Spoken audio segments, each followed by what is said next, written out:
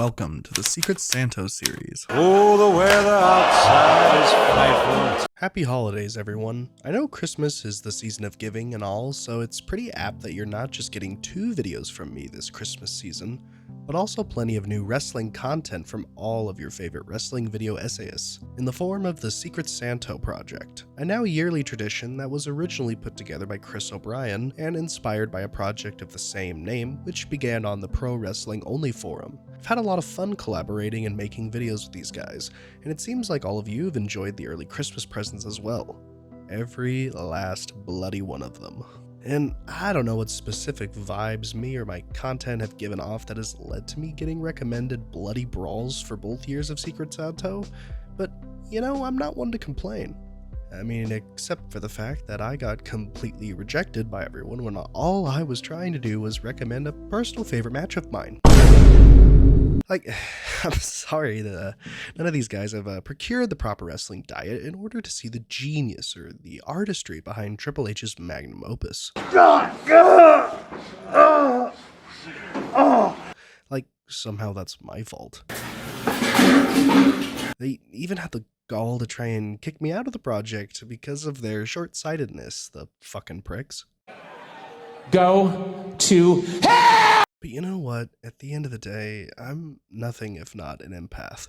A true people person. So, in the spirit of giving, I decided to acquiesce to their demands and bring forth the essence of the holiday when no one else would. I decided to cave in and accept the match that I was given, exclusively because it is a Joshi match and Joshi is fucking based. Thanks to Nova for recommending this match. I'd highly encourage anyone to check out his year-end list videos on his channel as soon as you finish watching this video. Trust me, they're very, very good. When it comes to capturing spectacle in wrestling, nothing in recent memory has come close to nailing down the art of performance that is so crucial in even the most fantastical or extreme areas of wrestling. Nothing has yanked such a physically arresting response out of me quite like Dump Matsumoto versus Yukari Omori from AJW. But before we jump into the bloody merits of that match, I want to tackle a certain phrase that gets tossed around in wrestling circles, and how I see it relating to this match. So stop me if you've heard this one before. A phrase used by many fans as a means to not only quickly express what makes professional wrestling different from something like MMA, but also to connect a familiar concept and its characteristics into the mind of a layman. To say, hey, wrestling makes a whole lot more sense if you think of it less like this thing and more like this thing, at least most of the time. You know, less stats and more goofy costumes and over-the-top acting, right? It's an explanation that I think mostly works to give people some ability to contextualize what they're seeing, but even that depends on what their engagement with theater looks like. Do they only know of theater for all of its audaciousness and not for its times of real sincerity and emotional power? The risk you run with this analogy and the evidence you provide to reinforce it is solidifying yet another false framing, to boil down wrestling into pure Saturday morning schlock. As I've been putting this review together, that phrase kept coming back to my head, and I mean, it's not hard to see why if you know of the one famous spot from this match. It's a violent spectacle, a real car crash affair at that. Well, maybe at this point you're starting to wonder why I'm arguing against cartoonish gimmicks in a hardcore match where Dump walks out in full samurai armor. Well, touché. But these elements are the reason I'm not making an argument against any of that. When done right, that kind of pageantry uplifts the tone for either comedic or dramatic effect, but sometimes it feels like this phrase is only used to evoke these additional quirks, and we sometimes forget that the most valuable connection to theater and wrestling is the act of performance. You ain't no saving me, ain't no saving me or you.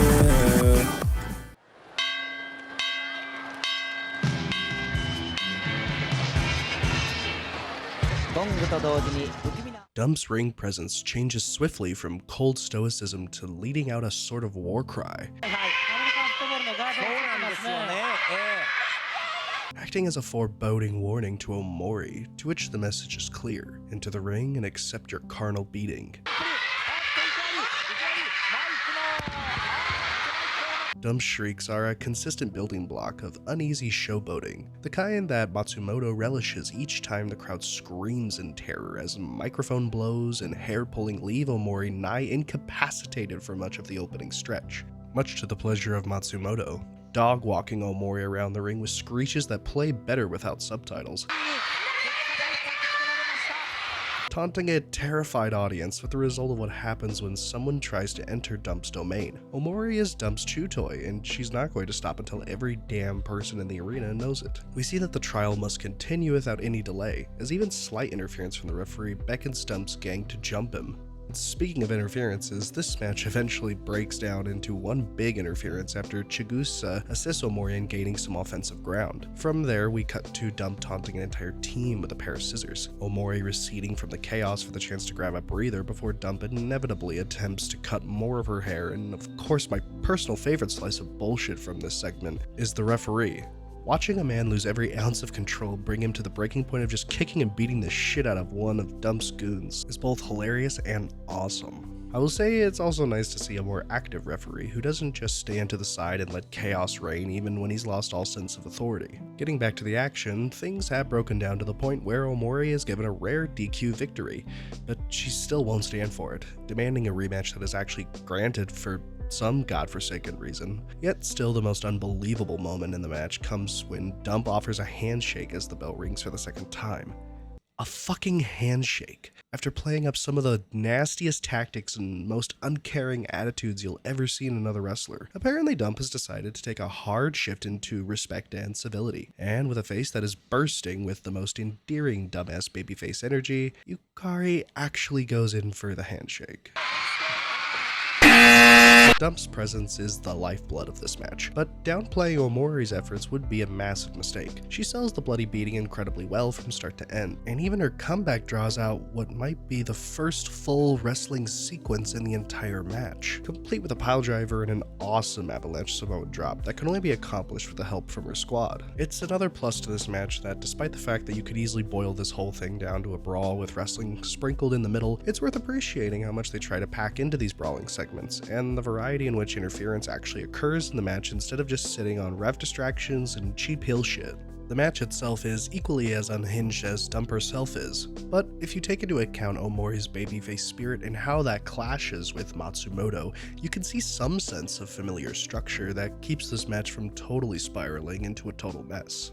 Her comeback may be brief, but I do like the idea that she expends any remaining energy she could have had in her sequence with those two big moves, as afterwards she attempts to catch Dump with a sidewalk slam and tumbles out of frame, with an extended period of time being given to Omori attempting to recoup herself with water breaks and everything. Meanwhile, the unhinged Matsumoto stalks around the ring, taunting both the crowd and Omori. It's another detail that adds some dimension to her crazed persona. From the first bell up until now, this has been an exercise in self-fulfillment. Winning is either guaranteed in her mind or is hardly given any thought. Letting this match hang in the air for as long as Omori's body will allow it gives Dump as much time as possible to add as much validity to her dastardly reputation. She owns any ring she steps into, and that fear has been channeled so deeply into the audience, it's kind of astonishing to watch this match and listen to how much of an uproar they are in at all times. She creates a house of horror in the eyes and mind of every audience member in attendance,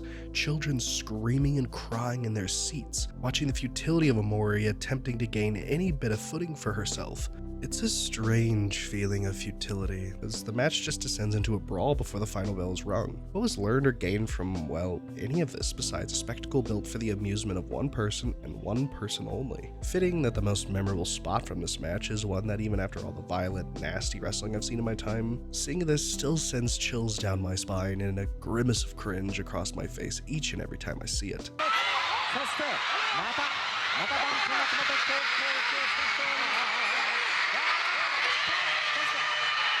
Really, Dump Matsumoto vs Yukari Omori is less a great wrestling match in my eyes and more a great showing of kick-ass wrestling spectacle, with its greatest feat being how well it evokes such strong feelings from you. This match is a hot-blooded and sick affair that shows itself most in the early outings before much of the craziness has even started. Those spots do well at escalating those feelings, but man does this thing set up one hell of a foundation. built off crazed ramblings, an incensed crowd, and a glorious physical performance. Its structure and events are quite standout from any typical brawl you may have seen before. The inescapable feeling of selfish futility that hangs over you once the whole thing comes to an end is not a feeling I often get from wrestling, and yet I can't say I'm in love with this match on rewatch. I think it's a must-see match for anyone who loves crazy car crash matches, but once you see it a few times, I don't know if it leaves too much for me to come back to, unless that in-the-moment spectacle is just as exciting for you on your 5th watch as it is on your 1st. Meaning this match sits between a high 7 and a low 8 for me.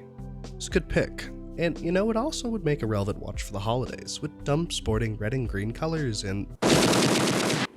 Merry Christmas, you filthy animal, and a Happy New Year.